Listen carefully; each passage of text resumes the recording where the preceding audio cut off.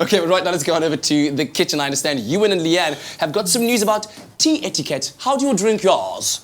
Oh, darling, we shall share with you that information. Now, in 2010, it all started with a caravan and a big idea. And today, she has single-handedly brewed a tea revolution. Yes, from selling takeaway teas in Cape Town's first food truck and the world's first ever tea caravan, she has sold over 40,000 cups of organic loose-leaf teas and has just been nominated as one of Fair Lady's Women of the Future 2016. She is the purveyor of magical infusions and tasty curiosities. She is Lady Bonin. Lady Bonin, Jessica, lovely to have you with us, eh? Thank you. I hope that intro wasn't too much. No, it's okay. Stop. Now, Okay, go on. Jessica, it's not every day that we have a tea expert in studio because we consume a lot of coffee, so this is quite special. But how did you get into the business of tea? Well, I can maybe say that tea got into me. Yeah. I was looking for a platform to express my passion and creativity, and via a whole orchestration of things happened upon tea. And when I found it, it was the thing that I'd been looking for my whole life. Was it love at first sight? Love at first taste. Love at first taste. Listen, so we know that tea, I mean, it's you know, people drink it all over the world. You know, there's a big culture attached to it as well. But we want to get down to the etiquette. So what is the real way, the proper way to drink a cup of tea, right? So there's a couple of things that you can run through. So there's firstly how to make tea. How do you make tea? What is the proper way so you don't spoil it? Okay, so ideally you want to use loose leaf tea. That's sort of compared to instant and roasted coffee. So your tea bags would be like your instant coffee. Then you want to steep it according to what kind of tea you've got. So a green tea prefers a cooler water and a black tea likes a hot water.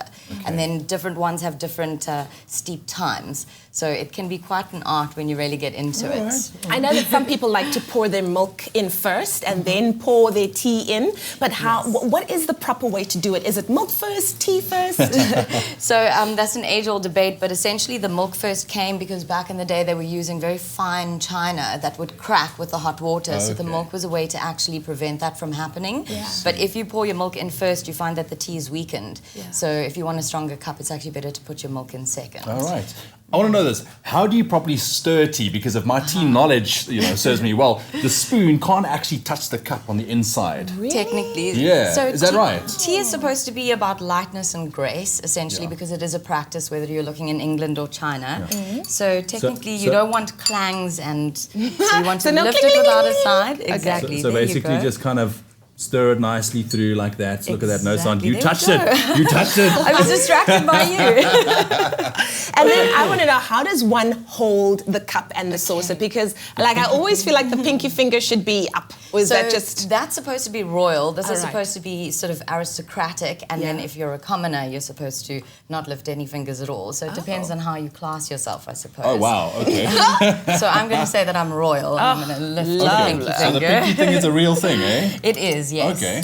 In high society. Brilliant. Well, there we go. Some really cool things, you know, for educating us. But right now, you know, we also love dipping our Ouma in the mornings, you know, nice, lovely breakfast. So what is your proper way? How would you dip our Ouma? I don't think it's appropriate for TV. I would usually just leave it in and get all mushy and delicious. That's good. That's good. Whatever. But there is a technical grace to dipping biscuits or rusks. Are you going to use the pinky? Yes. Same concept. So technically what you want to do is dip it 3 times. Okay. 3 times. 3 times. Wow. Okay. 1. Because that's supposed to be enough to let it... So this is happening while you're having a nice little conversation. 1. Exactly. You count in your head, and 2, 3, you know, get it? Okay. And then you want to wait for the drops to finish, so obviously you don't. So it's a very relaxed way to feel, you know, like carry on with that conversation that you're having with your friends, dipping nicely, dripping finish.